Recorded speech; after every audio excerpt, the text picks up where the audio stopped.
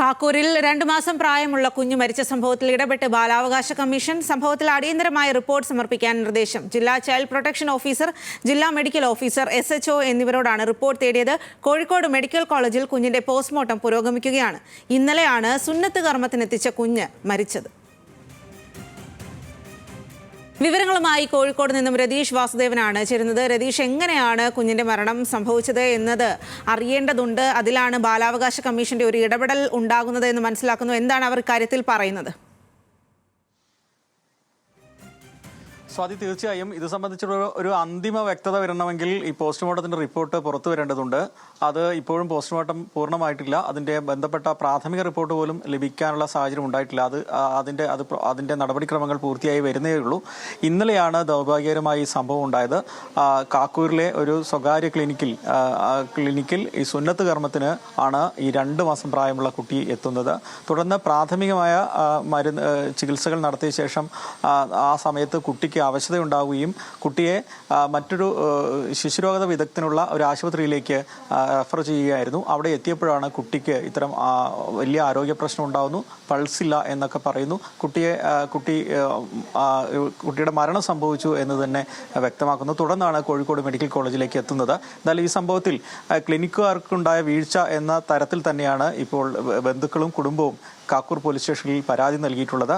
ഈ 2 മാസം പ്രായമുള്ള ഈ കുട്ടി എങ്ങനെ മരിച്ചു എന്നതാണ് ഇത് സംബന്ധിച്ചാണ് ഇപ്പോൾ പരിശോധന നടക്കുന്നത്. മറ്റൊരു കാര്യം, ക്ലിനിക്കുകാരുടെ വിശദീകരണം ഇതിനിടയ്ക്ക് വന്നിരുന്നു.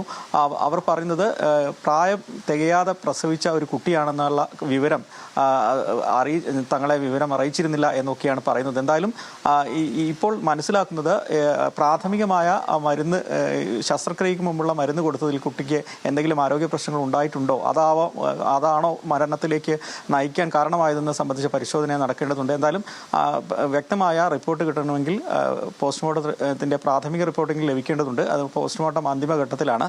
അതിനുശേഷം മാത്രമേ അത് സംബന്ധിച്ച വിവരം പറയാൻ കഴിയുള്ളൂ. എന്തായാലും ഇതിനിടയ്ക്കാണ് ബാലാവകാശ കമ്മീഷൻ ഈ വിഷയത്തിൽ ഒരു വ്യക്തത ആവശ്യപ്പെട്ടുകൊണ്ട് ചൈൽഡ് പ്രൊട്ടക്ഷൻ സമിതിയോടും അതേപോലെ തന്നെ കാക്കൂരിലെ പോലീസിനോടും ഒക്കെ തന്നെ ജില്ലാ ഭരണകൂടത്തിലും ഒക്കെ ഈ സംബന്ധിച്ച വിശദീകരണം ആവശ്യപ്പെട്ടത്.